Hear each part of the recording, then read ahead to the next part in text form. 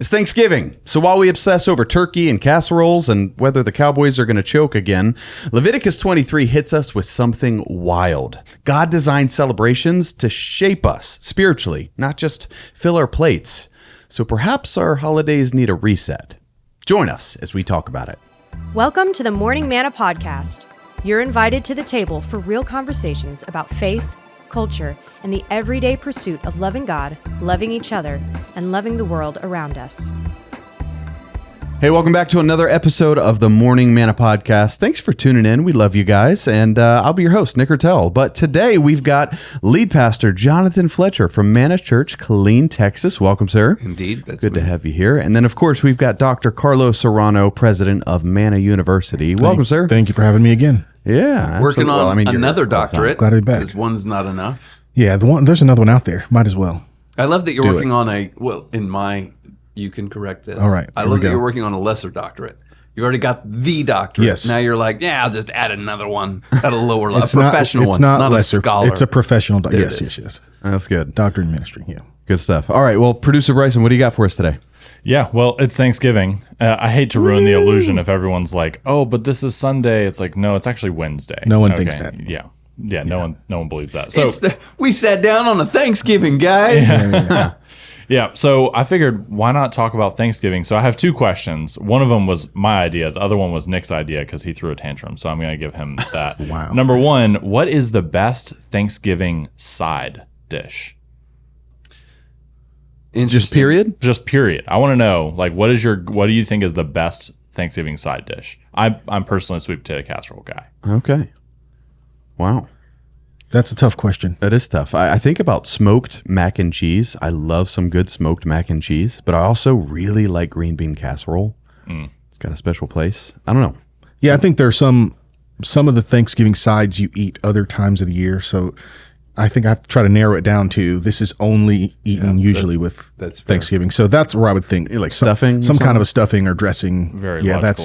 That only is eaten that time of year. Much like turkey is usually only eaten that time of year. So, are you a cornbread stuffing guy? Or are you a plain? I have no preference. Oh, I just eat what's put in front of me. Number one side in Texas is cornbread, as it happens. Oh, just period. Most popular side for Thanksgiving. Oh, okay. Didn't think about that. You looked up the stats for this? Nick, I try to stay hip on all things that matter, and so I try to stay hip by reading the asking geographical ChatGPT stuff. I'm like, hey, what's the state bird of whatever, or why is this that? So I'm a curious guy. That's good cultural exegesis, as they would say. Yeah, learn good. Learn where you live. At some point, I would love to see if you would just throw your cowboy boots up on the table, just so everyone could see. Well, in Texas, and then just slap the boot right up on the table. So I'm the kind of guy that everything tastes better to me in a bowl or a burrito. So I just like everything together. So that's why it's so hard for me, because my Thanksgiving, every bite is kind of a bite of everything on the plate. You just mix it all together. So I can't really differentiate and you make the mountain plate. So by the time you get a little bit of everything on it, it's all kind of just one big pile anyway. Not to my wife, who it's got to be compartmentalized and its own thing. Food can't touch, but so that's why it's hard for me. This time I'm actually not being difficult with Bryson's question. I genuinely can't pick. I appreciate all the other times I'm being a pill, but not this time. It's because you're thankful for this podcast. I'm that's thankful. Why. Yeah, so good. It's a day of okay. It's like it could be almost categorical. It's a really tough question because you go, does dessert count? Because if dessert counts, that's a whole you could almost go the breads associated with Thanksgiving. You could go with desserts. You could go with the sides that go with traditionally the meal. And for me, it's like you can even subdivide that into, the perfect bite of green bean casserole, where you got the crispy onion. Yes. But you got to have the crispy onion, not the soggy one. Right. And you're a textures guy. I am very into texture, and sometimes very not into other textures. Sure. Yes. Yeah. Like I know this about you. That perfect bite of green bean casserole, or that perfect bite of sweet potato casserole. It's hard for me to choose between those two. If you're thinking traditional sides, I mean, you bring in pecan pie, state pie of Texas, or this is the boot moment. Come on, man. Boom! Look at that. Yeah. I don't know which camera to. Well, if you're still eating Thanksgiving sides by the time you're watching this, you're going to get sick. That food is bad by now, so you should Stretch it out, man. You do throw your that boo-boo. stuff out. If it hasn't been in the freezer for the last couple days. Yeah. I don't know. All right. Wrap- Is the wrap food, it up. Here's my Wrap it question: up. is the food bad by the time you go to put it away? I mean, that bird's been sitting out for 6 hours. Yeah, depending on where you're at. 12-hour cook. Like Yeah. I mean, it's dangerous. Nuke it. Well, speaking of bird, I thought this is an absolutely ridiculous conversation, but Nick just threw a huge tantrum in our podcast planning meeting. So I thought, all right, let's just prove There's this. a planning meeting for this podcast. There is. Of course. Yeah, it's not very much. Can't We really mainly tell, we but color during it, but they do it. All right, so I want you guys to rank these top Thanksgiving proteins. Okay. Okay. So turkey, steak, ham, brisket, and fish. You're welcome, John. Thank you. Yeah. So rank those. I'll go and first. There's only one. It's fish. As it Oh, happens, almost like I knew that was coming. Yeah, that's don't- crazy. I What- don't eat any of the other meats. I'm a pescatarian, so That's why I'll we leave do that a for you planning guys. meeting, is Yeah. because we want to be considerate of our. Yeah, that's also one of those ridiculous kind of questions because you said Thanksgiving proteins, right? Yes, I so, agree. So there's only two of the proteins listed there that are in the United States of America traditional. Traditional, We eat yeah. this for Christmas true, or yeah. Thanksgiving, and that's Okay. the turkey or the ham. So Yes. And actually, you missed like venison. I believe is the traditional Thanksgiving OG, yes, protein. for sure. See, So This is like very you good. didn't even include it. The OG. Good planning, Well, man. guys. it originally was on there, but then we had to make room for the fish. yeah, they had to did, make room yeah. for you to, Yeah. to add the fish. So, I guarantee okay. they had salted fish. Here's really what I'm after here. Where does brisket go on this Hey, list? I just want to throw this out there. I love the idea of eating brisket on Thanksgiving because when is a bad time for brisket? Nothing's stopping you. yeah, go for it. I'm not. And I feel like from a guy who's coming from Texas, like that's got to be a good answer. Like, Yeah, I mean, is I that think, the? I think people would be happy with that. Yeah, I mean, but there's slightly more complexity to Texas than the character that exists in your Okay. So head. first, it's like though this ranks at highest as the side. This ranks highest as the boots. This ranks highest as the. But when it comes to meat, you know, No, I think in your head More people complexity. Are like, hey, finger guns, we eat brisket. Where are y'all from? And there's slightly more complexity. Some of them are that way. Yeah. We don't want to offend them because they're watching. Some of them are finger guns. Hey, how y'all doing? But not all of them. Yeah, we don't want to Yeah. too broad of a brush. This is going exactly how I wanted it to go. Thank you. guys so much Brisket for and coming through. steak, like that's amazing. There's Dr. Ed Stetzer. You guys know who Dr. Ed Stetzer is. He just said that this morning. Like he hates turkey, so he said turkey is awful. Cook ribeye for Thanksgiving. Let's all he's trying to do this national campaign to make steak the look. I get it, but again, there's those other meats, the turkey, the ham. You usually only eating them this time of year, so I'm going to pick a turkey or a ham for a Thanksgiving protein. yeah. I mean, traditional. Everyone's going to agree turkey, right? Yeah. But if it's non-traditional, Yeah, I'll eat steak on Friday. Yeah. appropriate. Friday. Yeah. there you go. Well, this has been, thank you guys very much for coming through on this one. But we'd love to hear from you guys. Comment down below as to what your favorite side is and how dumb Nick is for thinking brisket should go on that day. Hey, I think I think there's some people who might agree with me. There's, you know what? I probably just started a fight. You did. In some ways. Yeah, I'm going to find myself. We'll see you next week when this goes down. But top comment of the week. This is purely selfish. Guy Wade Actual said more Bryson, and that just made me very happy. Oh, that's it. That's it. More Just more- Bryson. did you more pay him? Bryson. No. Does he go to your small group? He was my old roommate. Oh, okay. Objectively, though, like when you listen to the podcast, Bryson's voice is the most pleasing. Oh, okay. That's the nicest thing you've ever said to me. Yeah, I take that. I'm That's hurt not. That's that definitely not the nicest nicest thing thing. I've About his ever voice said in to that you. way. That's the most recent nice thing that you've said to me. Oh, So, that's yeah. we'll That's go much with that. more accurate. So I thank think you. I told you the first time you came to my office and you started talking, I was like, bro, you should do this for a living. Like, you should preach. You may have said I that. think that's like the first thing I said to you. Wow. I'm going to rewrite that down in my affirmation. Is that why he journal. got hired? Just Yeah, just for the voice. I walked No other down the hallway, qualifications. saw him do something, listened to his voice. Caitlin and Fletcher was would like, disagree with that because we've tried to do mini vamps, and she's like, I think we should get someone else for this one. I'm like, oh, okay, well, but it's fine. Anyway, stuff. all right, back to you. so that was your top comment. That was more Bryson. That's- Yeah, I feel okay. like that's Thank you. appropriate. Yeah. Yeah. Well, speaking of comments, make sure you comment down below because in 2 weeks, That's right. or is it in 1 week? Tell me, Bryson. It's 2 weeks. It's 2 weeks from now. We are going to have our AMA episode, Ask Me Anything. We're going to have an entire episode dedicated to the morning mailbag. Man, there we go. Yeah, he was slow to the punch on that This one. is what you guys work on in your planning meeting. This is Bryson's first time outside of a tiny desk. He called the manna mailbag the morning mailbag, and so that threw him off the cue because his brain was not. He was waiting for manna mailbag. There it is. So anyway, there it is. There we go. Anyway, comment down below if you have a question for us about ministry, life, about Jonathan. He could always just pop in and answer a question. Zoom works. That's right. That'd be good. Anyway, cool. Comment down below. Thank you guys so much. All right, let's jump into the meat and potatoes. So, Pastor John, you are delivering the message this week, and this is Thanksgiving week. I hope so. It's a theory right now. Yeah.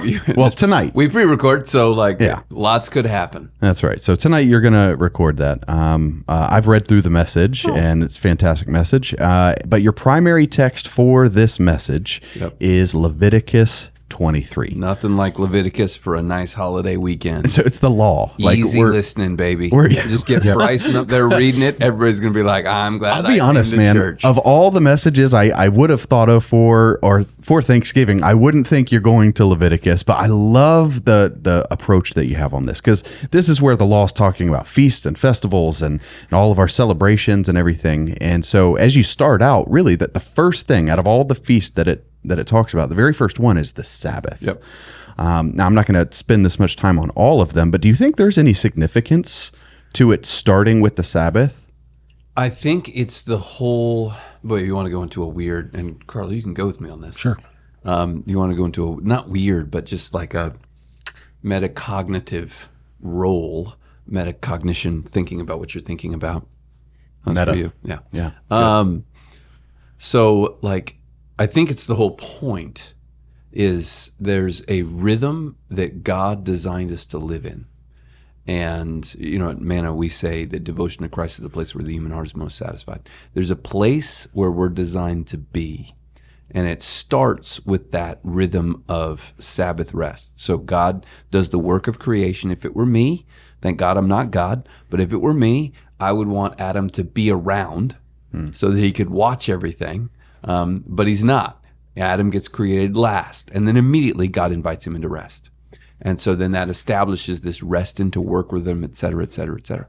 So then you got all these feasts. And if people can nerd out, and you're on YouTube right now watching, so you can go watch people scream and yell about, well, this is pagan, or that's this, or this came from that, and there's new moon festivals, and there's, harvest festivals, and there's commingling, and there was this and there was that, and, God gives them traditions that go along with stuff that was already there.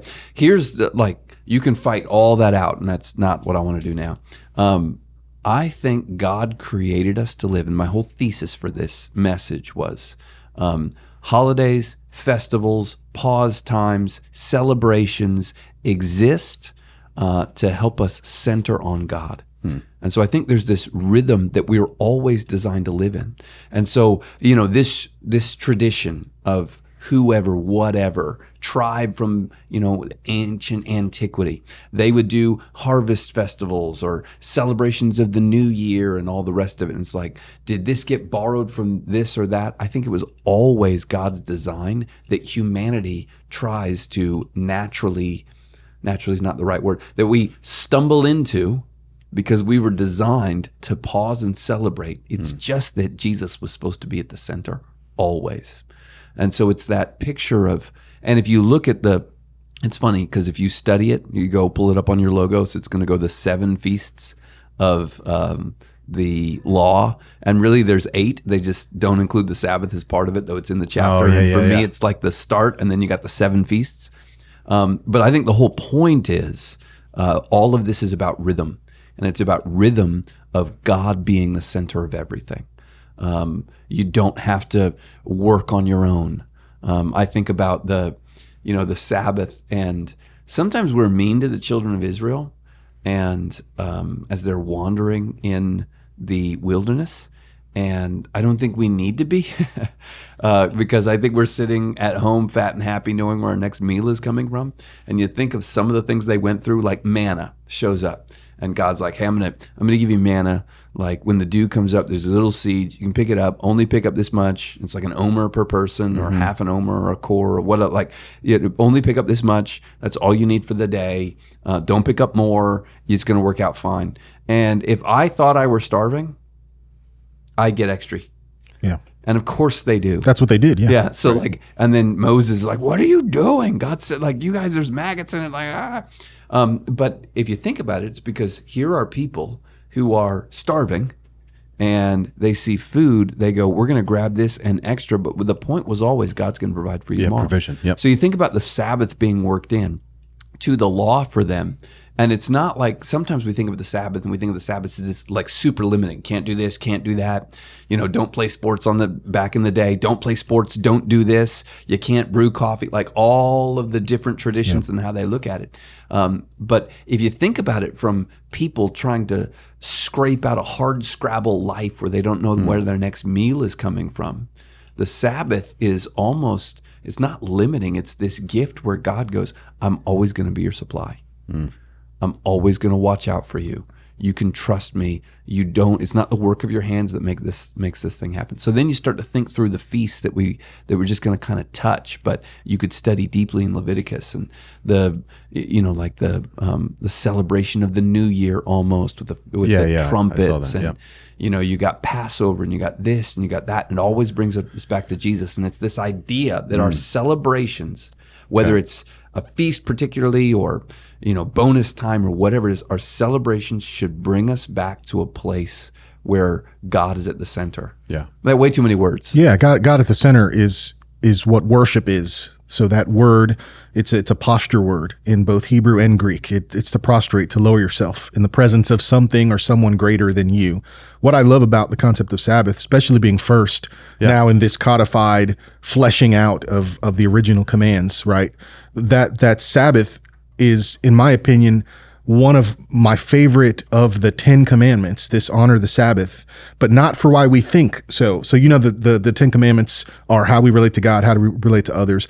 All of them are on the nose. Don't take the Lord's name in vain. Don't have any other idols. Well, obviously, that's connected to what our mind thinks of as worship and how we treat each other. Obviously, don't lie, don't steal, all of that. Remember the Sabbath day and keep it holy. Why? And I think if we dig into the why, you got to go back to Genesis to dig into the why. He creates everything, creator of heaven and earth, all powerful, almighty. He doesn't get tired. He doesn't lose energy. He doesn't need the rest, but he chose to do it. So I always view that command as this great intentional humbling, like God codified humility in the 10 commandments to essentially say, I am God and you're not, and I stopped and rested. So who are you, created one, that you're just going to keep going and going and going and going? So from the very beginning, he's just always had that reminder to us. And so I think Sabbath, when we think of it that way, this is worship. This is, I'm not God. Like he created everything and took a day off and then invites me into that moment of resting and having a rhythm of rest as well. I just think it's powerful. Now, we've had some questions about this recently, and I'm not going to derail the whole point of the message, but just for a brief second, I do want to ask, because this has come up so much recently, what does this look like for us today to observe the Sabbath, and where do you think sometimes maybe we get it wrong? Yeah, I think we get it wrong when we think any of these commands are about striving. So even how I look at the Leviticus law, I know now with what we know post-cross, we see you're trying to attain righteousness, you're trying to earn favor with God. None of this stuff was given to the people of Israel by God because he thought, this is how you'll earn favor with me. Like, that's never been his equation, because what's the plan from the foundation of the earth? No, Jesus is the fulfillment of that. So all of this stuff, back to what you just said. All of this stuff is birthed out of covenant.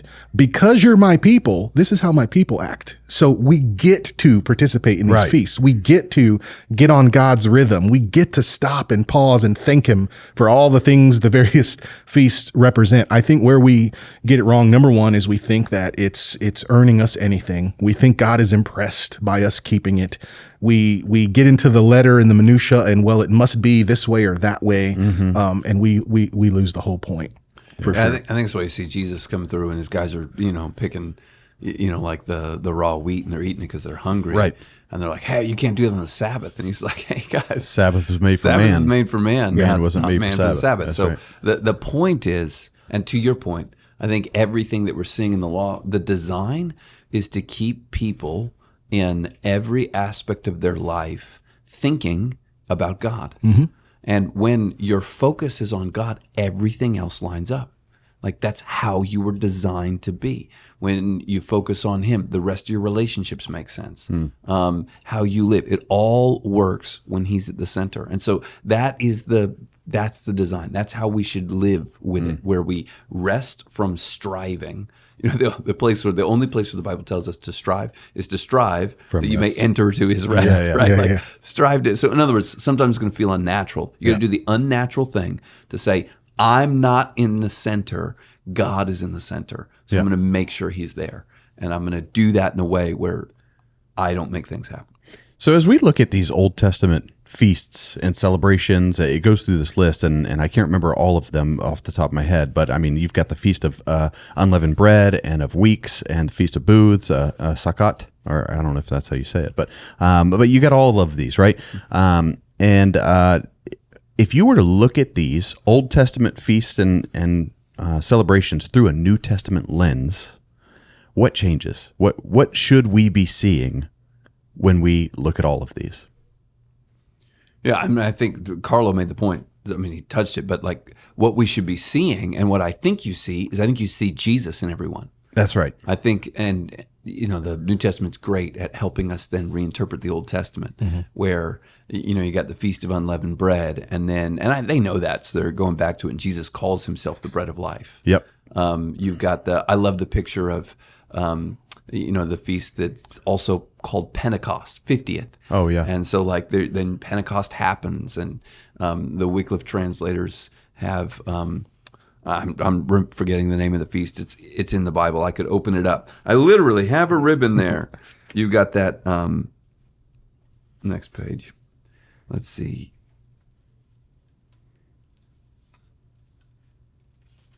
Feast of First Fruits. Yeah, I think it's the Feast of First Fruits, where hold on. Yes, the Feast of First Fruits. They're saying He rose on the Feast of First Fruits. That's the third day. So if you get Wycliffe does this whole thing about it. So you go back through, you look at the Feast of First Fruits, and then you remember Paul calls Jesus the first fruit of those who rise from the dead. Oh, that's right. Yeah, yeah. And so when you see all those things, you go, every single one of these, Passover. Yep. Jesus is the ultimate paschal lamb. Atonement only is going to come through Jesus, as if, right? Hey, we're going to sacrifice a bull, and that's going to take everybody's sins for a year. It's always pointing to Jesus. So I think that is the point of them. I don't know that we go back, and some people now want to go, but we're going to follow all these feasts, and I'm like, I think you missed the point. Yeah, I think the point was always to bring you to where you're looking at Jesus. Yeah, that's good. Were you about to add No, something? no. Okay, it's good. It's all good. So all of these point to Jesus, and they're foreshadowing of who He is and what He's going to do. What does that teach us about God and the story that He's telling? What does that teach us about His character, that He would give us these feasts so early on, us being humanity, so early on?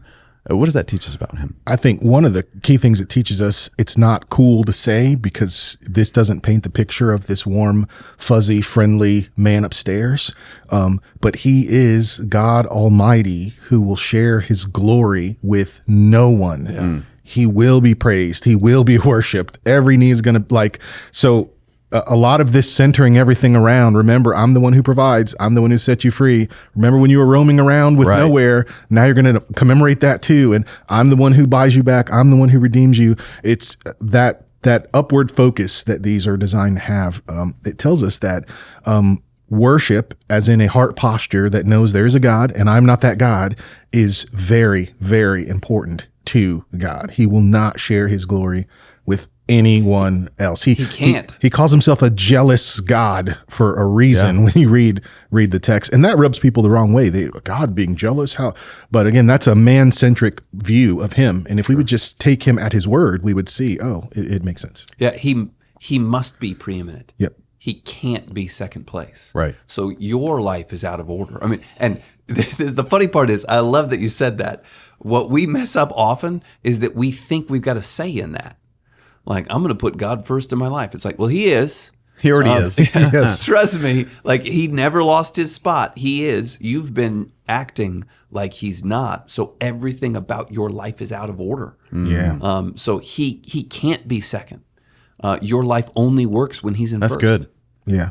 Like he can't reduce himself in that way. He is that perfect. He's that holy. He's that high and lifted up. He's that high above us. That's good. And to be good Trinitarians here, that is not synonymous with making Jesus the Lord of your life. Because you think of God, Father Almighty, he is. The question, is there anything God can't do? I always play with the language and say, yes, God can't not be God. Right. He's always going to be himself. The one thing he can't do is stop being God. You get what I'm saying? Like, So he's big, but this idea of lordship, that is Jesus going to be the king? Am I going to do things his way? So he's the savior of the world. He's not everyone's Lord. But when we talk about this big, high theology of God Almighty. That's what I mean. Yeah, of course. I knew you did. When we talk about this big theology of God Almighty, he's in control. At the end of the day, he's sovereign. He rules. He reigns. We get to participate with his great plan. So the idea of making Jesus Lord of your life, that's kind of exercising my will, where I'm going to surrender my will in exchange for his, and I'm going to do things his way. It doesn't change Philippians 2. Every knee will bow, every tongue will confess that Jesus is Lord, because God Almighty placed him there. That's what Paul says in that hymn. Jesus humbled himself, so the Father puts him in that place. But for sure, I think we have to wrestle with and just come to terms with the fact that he is big, he is God. He's not going to share his glory with anyone or anything else. To your point, I love that, because we do have this picture, appropriate picture of God as being, like he's right there, he's with us. And all the pictures of that go through Scripture, and it's like he comes close, he's gentle and lowly, he's attractive. All those things are true. Simultaneously, if you read through, every person who encounters the glory of God or glorified Jesus in the Bible falls on their face. Every single time. Like there's, like God shows up and they're even angels. Yeah. Face down on the ground. And that we must hold that picture of God. Yeah. That he is awesome, that he is beyond. God, Moses like, hey, show me your face. And he's like, no, you die. You can't handle it. Yeah, God shows Moses. Moses got to see where God just was, and his face was glowing for a month. A month and a week, right? Yeah, with his hand, he puts his hand over the cleft of rock, passes by, and says, "After I've passed by, you'll be able to see." And that glory, I'm going to show you. Him a serious I'm going to show you where I used to be, and that was enough. Yeah, it's mind blowing. John is his best friend on earth. Sees Jesus glorified, falls down on his face. Yep. Worship, posture. Yeah. Right? I've quoted this probably 3 times on the podcast in the last year. It's what Eugene Peterson says. In the presence of God, you have 2 options, worship or flee. That's what you do when you're in the presence. You're going to worship or run away as quickly as you can, because the presence of something that great. And so I don't want anyone listening to this to think that we're painting some picture of some lightning and thunderbolt Greek god who's selfish and angry. No, it's the beauty of this book is it reveals the story of someone who is that mighty and still chose to demonstrate his love by sending his son to die for us. Not just so that we can be redeemed, but so that we could enter into that relationship and walk with him. And it's interesting to see that both of those aspects play out, because we're talking about how awesome God is. And I mean that in the traditional sense of the word awesome, like terrifying in some ways. And yet, when I read these feasts and all of the explanation of it being there, I'm also sensing him calling us into relationship with him. That's it. So yes, he's preeminent, but he's relational. Yeah. Like these celebrations are meant to cause us to celebrate him, to focus on him so that we can stay in relationship with him. It draws us that's the whole closer. point of the whole point of the law is like, you are, as you said, you're going to act this way to come into relationship with me. That's why, hey, you got to be holy. And you see from the beginning to the end, there's this promise that echoes, I will be their God and they will be my people. Yep. We were designed to walk with God in the garden in the cool of the day. Yep. That's the best your life can be, is where we're walking with God. That's good. And so we're gonna act like he's God. We're gonna act like Jesus came, died on the cross, and desires to know us. So we're gonna come close to him, and we're gonna treat him as holy. And because he's made us righteous, we know we can also live in a way that's holy, and where we honor him that way. What a radical idea. If you just put on your Old Testament lens, what a radical idea. Because since the fall of man, this idea of having a personal relationship with God, where he calls us into relationship with him, it in some ways it feels distant because you have this high priest and you've got these sacrifices and all of these things that you got to go through. And yet he knows from the beginning, like you just said, the idea is that we would walk with him in the cool of the day. We're the ones who screwed it up. Obviously, he's got a plan to send Jesus. All of this is pointing to Jesus. But this idea that he's calling us into relationship with him, I wonder how radical, when they first received these festivals, and I'm not sure there's quite an answer to this, but it's just got to be a radical idea for them to think, wow, or like this is personal. Yeah, I think there's an answer. And it goes back to your earlier question. How do we get this stuff wrong? The same way they did, because they made it about the behavior. They made it about the thing. They made it about the day. They made it about the tradition. Not that they shouldn't have paid attention to his instructions, but they even when they were ignoring the instructions, they were ignoring the instructions because they took their eyes off of who was giving the instruction. So that, again, that relationship, why are we doing it this way? They lost that heart. It's like when you have kids, you would, all of us who have kids, we would hope that they would do what we're asking them to do because I love you, Dad, because I honor you. I'm going to do this thing that I really don't want to do. I can't stand that I have to do it. But you hope that at some point your kids get to a level of maturity where they're just going to drive on and do it. And it's purely out of, I'm a part of this family. I love my mom. I love my dad. I love my family. Yeah. I can't not do this. This is just who we are, what we do. I think that's how they respond very quickly. Very quickly. I mean, you get into Judges and very quickly. Oh, sure. It falls off quick. Very quickly into their story, we actually see that the human mind just can't wrestle with this grace. Yeah. Yeah. And how quickly we put things out of order. Mm-hmm.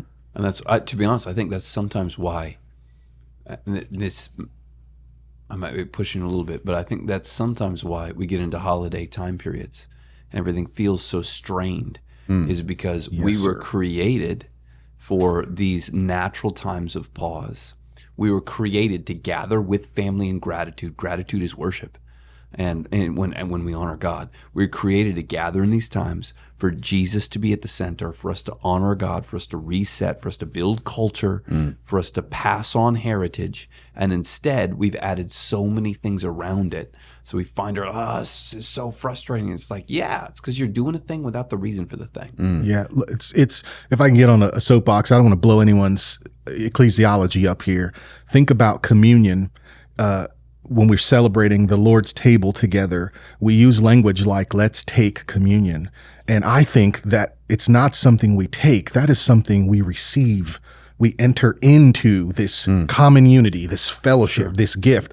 And these feasts aren't something you do. They're something you enter into. You receive this great invitation to participate in celebrating all that God had done. Just that framing. So to your great point about this time of year, it should be the moment where we are excited because I get to enter into the rest of Thanksgiving. I just came off of a mad travel schedule. You know that. Like I was 6 countries in 5 months, 8 states in 5 months. Your world tour. And I think I was telling you this the other night. I used to be legalistic about when Christmas actually starts. Like when I see Santa in the Macy's parade, then I can watch Christmas movie. I've been that way. That's and right. this year, like, like 2 days before Halloween, I told Jamie, like, come November 1st, I am 2 feet in to slowing down, because my soul, I needed some kind of a tradition to flip the switch so that I can really take advantage of the slowing down. And I'm loving it. So we need that. And I love, like, when you focus on these festivals, so it's like, you know, they're going to Feast of Booths. They're going to camp. Yeah. So like commemorating the time in the wilderness. Go set wilderness. yourself a tent and remember. I don't know that we're always great.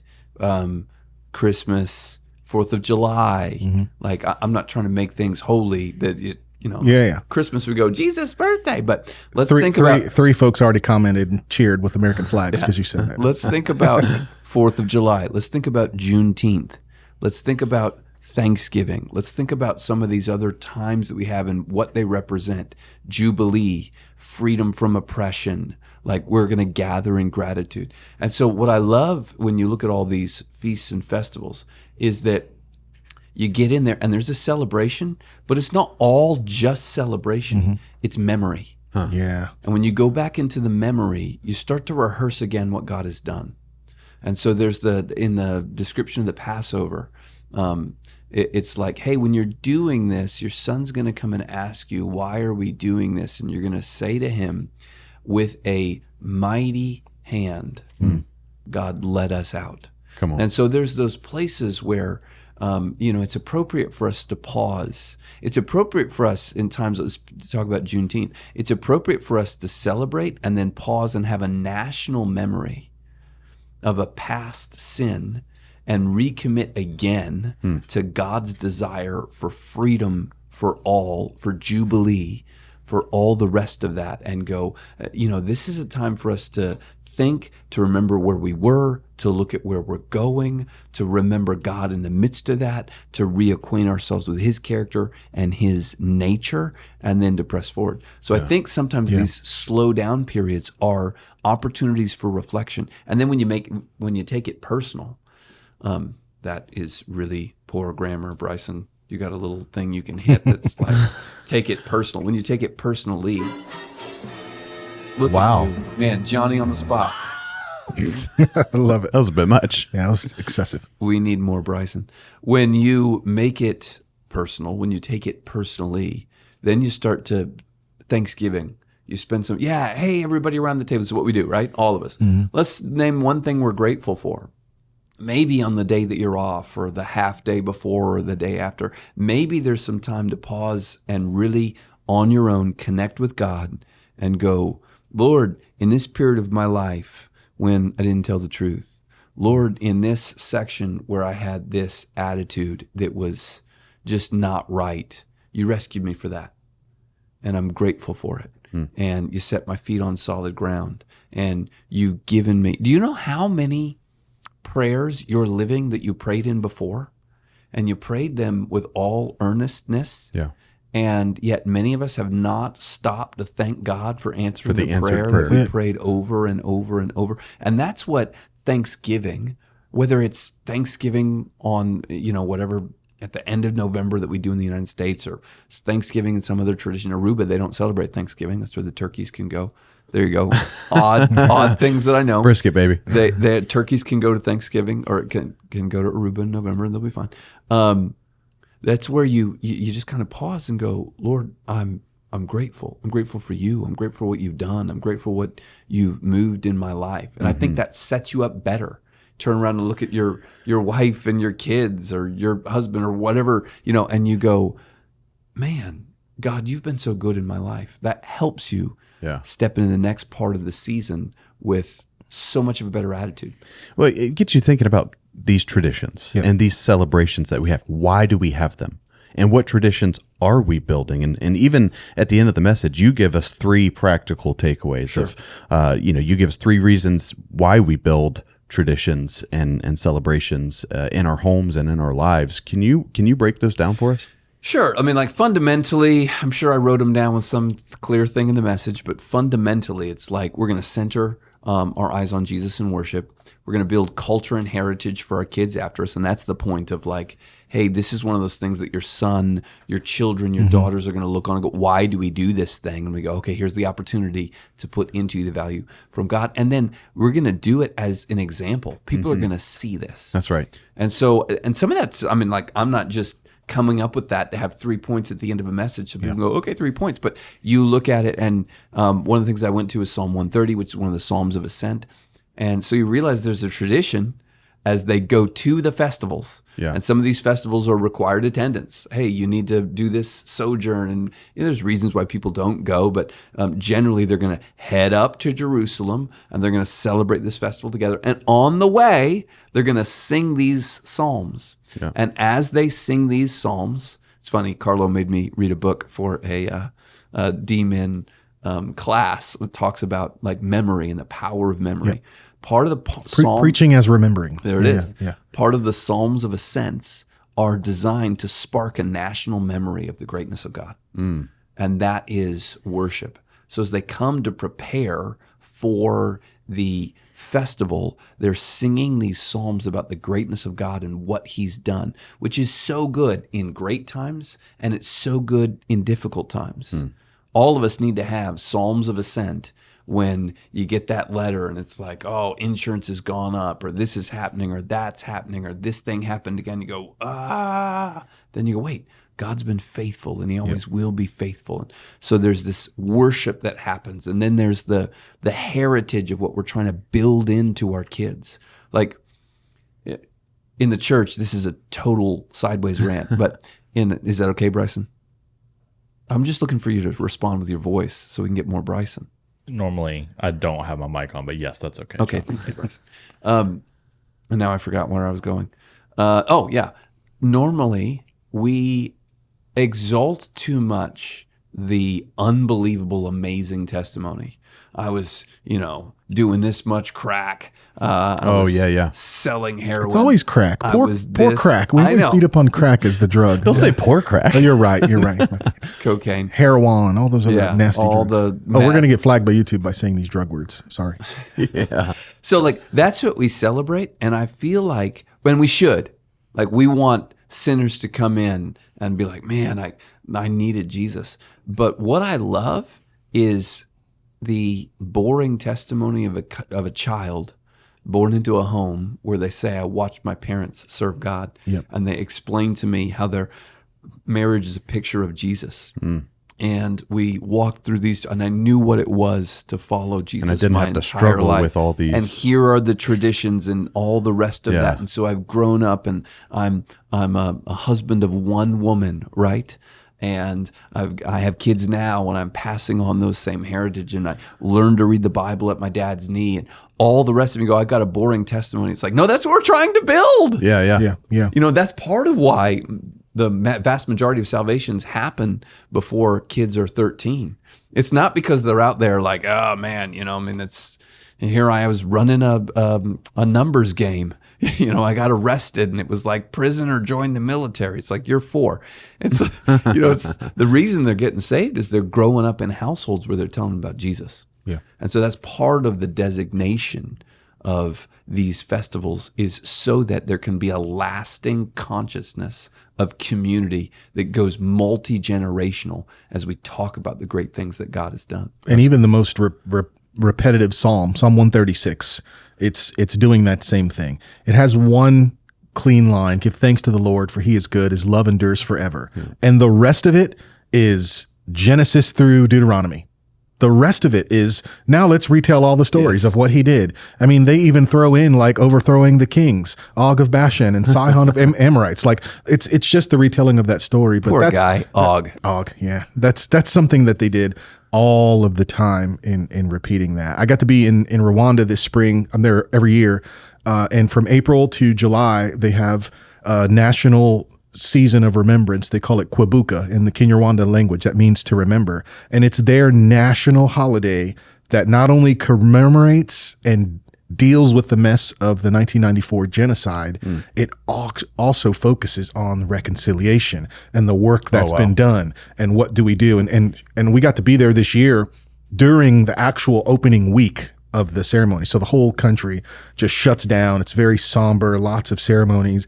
But to see 12-year-olds getting up there, sharing poems and stories, and they do this really crazy thing in each village. It's crazy to us where they read the names out loud of everyone from that community who was killed during that genocide. You're talking 1 million people killed in 90 days, right? So to hear 12-year-olds getting up there crying, reading a list of 30 people, they weren't even alive. They didn't even know. But it's not to dwell on that past, but it's that intentional look at how dark it was. There's still work to do, but so much work has come by. I think some of this is a U.S. problem, U.S. Western. I think we're not the best. I'm not trying to beat us up. I love my country. I'll put my combat patch against anyone else's, like miss me with all that. I love our country. But I think we don't do a good job of slowing down, remembering, because again, kind of the question beneath all these questions, how do we get it wrong? We make it about the food. We make it about the gathering. We make it about the stress. We make it about the crazy uncle who's going to say the crazy thing at the table. We make it about the shopping. And stress is the byproduct of all those things. It's happening right now. I just drove past Fayetteville, Fort Bragg's retail circle of doom here about 2 hours ago, and I'm like, it is already starting. Like the traffic is increasing. I mean, I'm on my way to record a podcast about Jesus, and found myself like, why do I want to punch 5 people? Jesus, like, I need you right now. I need you now, because this is crazy. Because we make it about anything other than him, and what a great time we have to focus the attention back on him. Yeah, absolutely. And remember. Well, and it makes me wonder even about our culture now, and how do we honor God and remember and apply those things even on holidays that our nation may observe that aren't overtly Christian. So, I mean, you were talking about earlier, like 4th of July or, all these other holidays that maybe they're not overtly Christian, but if we're going to celebrate them, how are we going to honor God? What are some ways that in our culture today we can apply these same principles? I think play semantics. The English word we have, holiday, it's a derivative of holy day. So that's a big start just in your brain. Right. These are holy days. It's the holy day season. These are holy days, sacred, given us gifts by God. For us to be able to slow down, to pause. And speaking of semantics, I think even to your point, like everything in your life is spiritual. Everything, everything. Yeah. Like there's so much of it's not compartmentalized. Right. Yep. A rant that we do not have time for is like ethics. Most people think of ethics as a class that they take and don't realize they're practicing it every day in almost everything that they do. And so I think part of it is the holiday is designed to start it, but the implication of Passover was designed to never leave the mind of the person who is living out what it is to follow God. And so it's more the how do we develop, which is why you start with Sabbath, because that's a constant rhythm that reminds us of our daily rhythm. Sabbath is this day of rest, but it's a reminder of, hey, you start your day at rest with God. You walk with God. Pray without ceasing is not like, hey, pray. And did you do your Bible reading and prayer today? Yeah, I did that from 6:30 until 7. And now that section of my life is done. And now I'm living my secular life. And then I'll do my evening prayers and then I'll go to bed. It's like, no. This is a part of the constant. And so how good are we at everything as we watch sport, as we engage with all the rest of it? How good are we at saying, Lord, what in what's going on is in honor of you, or what needs to be dealt with because it doesn't honor you, or where are you at the center of this whole thing? So the easy part, like really making it practical, it's like there's a reason why we're celebrating X, and what is the reason that we're celebrating it, and then seeing how that reflects God's nature or goes against God's nature or whatever it is, and looking at it from that vantage point.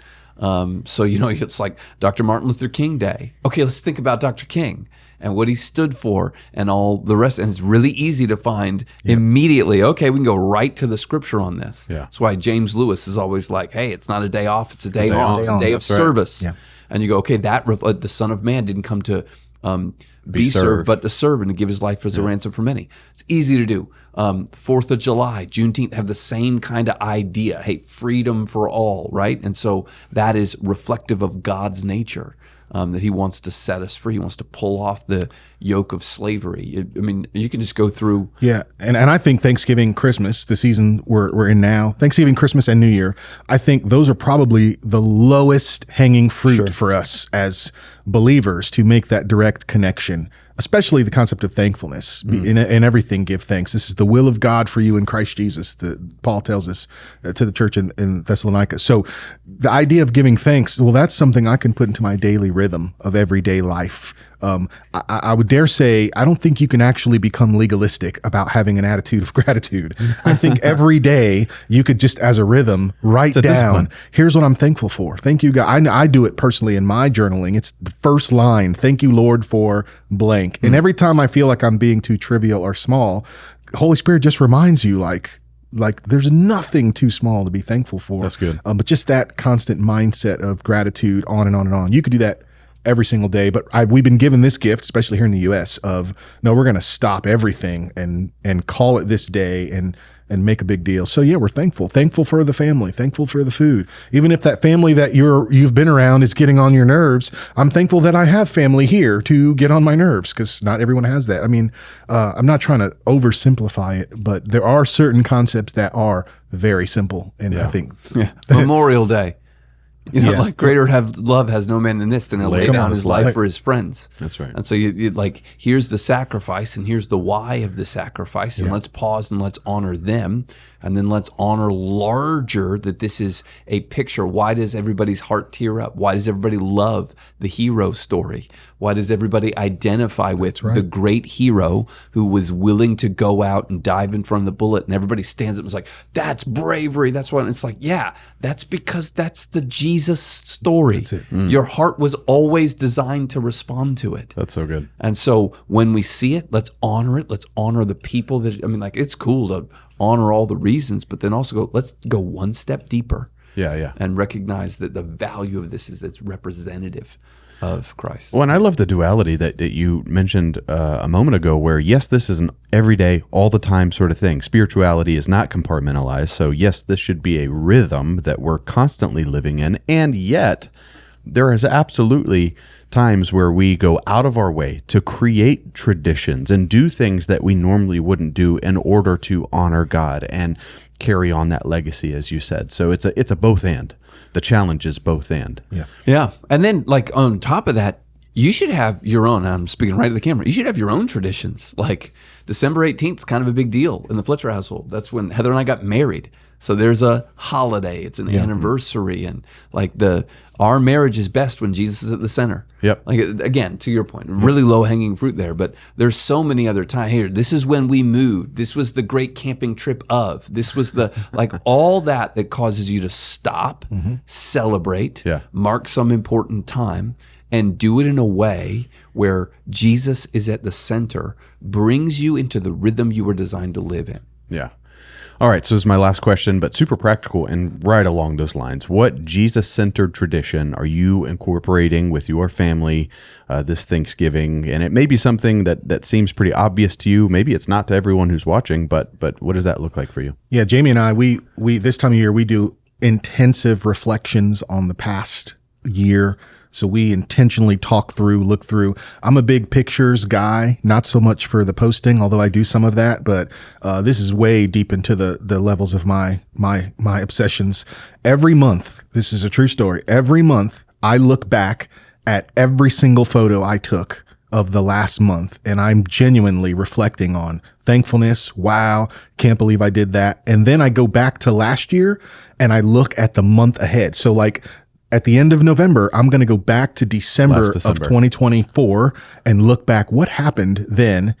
I'm also going to go back and look back at November 5. That's a cool It's just idea. a practical thing that I do as kind of a rhythm of recentering, looking back at what happened, what's going forward. So Jamie and I will do that in conversation. We'll do that looking through pictures. We'll do that talking. Has that changed with for our you sins. over time? Because you're in a season of life now where you're empty nesters. Oh, it's there are times where it's better now, and there are times where it's the worst. Like you go back 3 years and those Christmas pictures are, Oh, yeah. they've got young adults in it and teenagers in it. And those are getting smaller and smaller and smaller. My oldest son, he's 26. Like I do not have a lot of pictures of life the last 2 or 3 years with me and my oldest son. So, but what do I do in that? Oh, that's a good prompt. Let me shoot this knucklehead a text. Let me see what's up in his life. that's He's good. grown doing his own thing. Right. But that's something we do intentionally to slow down. Yeah. Maybe there's a touch of nostalgia in there, but it really does help me keep that gratitude. Are you naturally a nostalgic kind of guy? I'm Like- not. I typically, I wouldn't have pegged you as that. because but- the contrary in me, I typically mock people who are nostalgic for nostalgic's sake. But if I'm honest, no, there's a lot of me that loves. There's a little bit of a romantic in me that likes that very special. This is the seat where such and such happened, and on this, like I get into that for sure. All right. It's a little bit of his history. Yeah. That's coming out. Oh, what about you, John? To Carlo's point, the memories thing on the iPhone. Oh, yeah. starts to feel different. The older and let's just be honest, I'm old, so I now have not out of the house fully, but I have adult kids and I have little kids, and so it's looking at the memory things that pop up. We're in an interesting time of trying to mark some lasts while we're also introducing culture. Yeah. So it's that interest, it's the standard rhythm of hey, let's talk about what we're thankful for, where we're also kind of marking. I'm not sure how often some of our traditions are going to continue as whole family traditions. So that's an interesting, just vulnerably jumping in the Fletcher household. It's like we have a 12-passenger van. It's the last one. So when something goes wrong with that or whatever, it's like we're going to be moving down, not up in vehicles. Right.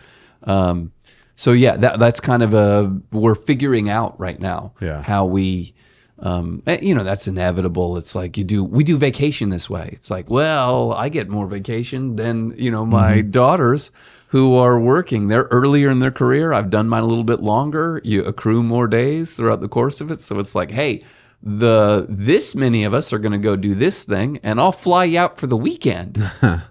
So anyway, we're just we're trying to figure out how to mark lasts with some firsts. Yeah. Interesting. Well, good stuff. I'd love to hear from you guys at home. Maybe you could drop down in the comments. What is a Jesus-centered tradition that you're planning to observe here for Thanksgiving? So drop that down in the comments. I'd love to see those. But that's all I have as far as our meat and potatoes today. And I do want to plug next week, we are going to have a special episode with Brad Lomenick. We were able to sit down with him, ask him some questions. He's the author of H3 Leadership. Maybe you already have read his book. He was also the former president of the Catalyst Conference. So we were able to sit down with him, ask him some questions. You don't want to miss that. He's also a personal friend of Jonathan Fletcher. So there you go. Yeah. You've been some places. There's a with better them. endorsement. Yeah. There you go. We've been all over the world, actually. Yeah. Boom. So That's London, cool. just in London with him. One Favorite of city in Carlo's the world. favorite cities. Yeah. Good. All right. Well, producer Bryson, you've got one final segment for us. What do you got? Yeah, we got our Manna mailbag. It's weird that this is the first time I'm Do reading you this check little, that in the morning? Huh? Do you check that in the morning? I don't. Okay. No, I check it. Never mind. But anyway, Manna mailbag question. So, John, you wrote the Acts series. We talked about this. I did. That was basically defined a whole lot of You're our wearing the year. shirt right now. You know, Look at Yeah, you. you're even let me repping say it. though, when you hear in a message, I might have composed the bones of that. Sure. But ideally, what you're hearing is an amalgamation of the best of what the person standing up and preaching it brings to the table, along with the direction that I gave them.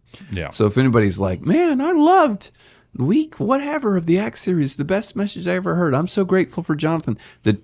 Thank you. But the truth is, probably the gold in that came from whoever was standing up, anointed by the Holy Spirit to preach to you. He's being humble. Thank you for saying that, because I been preached week 1 of Acts in Killeen. So thank you for there you go. I did. No, and what was I great really is did. people came up, that's the best exposition I've ever heard of Acts 1. And I was like, Well, awesome. so good. For real, it was It's a team it's a lift. team lift. It yeah. is a team lift. And I tell you what, I had the the honor to preach some of those messages that you wrote throughout the Acts series, and I would get compliments. And yes, it is absolutely the Holy Spirit using us, but also like it's a team lift. I can't tell you how much I learned and was grateful that I could stand on your shoulders and be able to do that. Well, let's pretend I wrote Acts, and then I could take that compliment. Especially when we went long on Paul Sundays, then I loved telling people about the team lift. And I said, well, Jay Fletcher, Jonathan, man, that guy. I have to honor my brother and share the right. words that he got put on his heart. So Well, this is all very sweet. There's a reason I was introducing that. The go. question that we had, it was from Sunny D15, and they asked, what are some good sources to study the history of the apostles after Acts 28? And I thought that'd be a lovely question for the two of you. yeah, the three of you, there's sorry. not No, there's it's not for the two. yeah there's not a lot of really robust resources out there, because everything that you find is going to be extra biblical outside of what Josephus is writing, what other contemporary scholars were writing at the time. There's a really fun book, I forget the author of it, it's called this In Search of the 12 Apostles. It's not really scholarly text, but it does its best to kind of talk through their what happened to them. Believe it or not, the classic Fox's Book of the Martyrs will kind of give you some of the lore of what William happened. Stewart McBurney. William Stewart McBurney, In Search of the 12 Apostles. It's an old book. Used to be a textbook at Southeastern University way back in the day when my wife was a student there. I think those are great resources. Of course, the rest of the New Testament, like just read the rest of the New Testament. I'm not trying to be mean, but it kind of shows you what typing happens in the the rest of the New Testament. No. Like, Wrote that? if I What do can, you think? So one of the things I watched the movie. that I would say is, the beginning and the end of the epistles helps you a lot. Because that's where, we skip through it. It's hey, look, this person, and notice a bunch of times, I'm sorry, this is just for free. Notice a bunch of times when they're name checking people in the Bible, it's so that you could ask them, hey, this happened at Carlo's house. It's like, well, I know Dr. Serrano, so let me go just confirm that and be like, did this happen at your house? So I think that's a cool thing about how the Bible testifies for itself. The other thing, and this is like, just like he said, you got the other books that are out there that are not biblical, but they give us some helpful feedback. And this is just an endorsement. Sometimes we want to go deep on stuff that you really got to sift through with wisdom. And the best thing to do is to start with a firm foundation. I cannot recommend Manna University enough. And that's not just because Dr. Carlo is sitting next to me, but because a bunch of that stuff you're going to find in a good New Testament survey course, which Manna University has a number of. And if you put that with some hermeneutics and the rest of that in a New Testament survey, both on the undergrad and on the master's level, they're going to help you understand the elements of canonicity, how the Bible came to be, and why we trust the books in the Bible more than we trust the other books around it, which would help you navigate through learning some things from extra biblical sources, apocryphal sources, other the letters of Paul and Thecla, which I did look at in the book of Acts. I looked at Josephus, but I have taken the time, and I'm not saying I'm great, I've taken the time to study from an Orthodox perspective, so I know how to interpret those things without being like, well, this is the same as Ephesians. You know what I mean? So strongly endorse going the slow route of, you can even audit them. You gave that plug. I'll give a brand new plug. We are just beta testing our Manna U Leadership Institute. It'll go live in January, but this is non-traditional education. These are not accredited, but it's an opportunity where you can study Bible, worldview, people, leadership, mission for free. You can sign up if you want a micro. If you want a micro credential, go to manna.edu and investigate that. We do have a micro credential option if you want to pay a small fee and get a nice certificate that says I did this program. But hey, if you just want to learn more, what is the Bible? Why do we study it? How do I read it? What do I do with it? We have created a series of courses just for you. And we will put that link in the description for anyone who's interested. Please do that, because that's where I think that gives you the foundation to then go into some of the deep waters of being like, how do I interpret this and how do I interpret that, and how do like, what has the ring of historicity and how does that all apply? And it's good. Awesome. Thanks, guys. Appreciate it. Yeah, and in fact, I just want to remind you that was the whole mailbag. Well, It was the Manna mailbag. There it is. Well, Mr. or Mrs. Sunny D15, I'm not sure what that is there, but thank you for your question. And if you have more questions for us, again, we're going to have the Manna mailbag. Thank you. The whole episode coming up in 2 weeks. Drop your comments down below. That was just a little appetizer. Yes. Little little aperitif. appetizer. And we thought it was appropriate since you're here. Amuse-bouche would be And better. And so, Amuse anyway. bouche. You won't be with us on that AMA episode, so we want That's to right. give you Although we could like zoom you in if someone had a Jonathan specific question. Yeah, if you get your Jonathan specific questions in quickly, and they can coordinate it. I won't come to the pre-meeting, but I can zoom in and you don't answer a even question or two. you don't even look at the notes before. we could even like FaceTime you live. You guys cut me off in the notes, to be honest with you.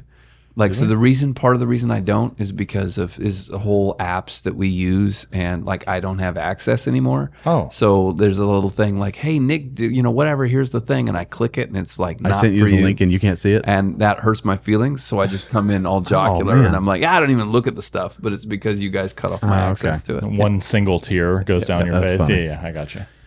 All right. Well, John, thank you so much for being here today.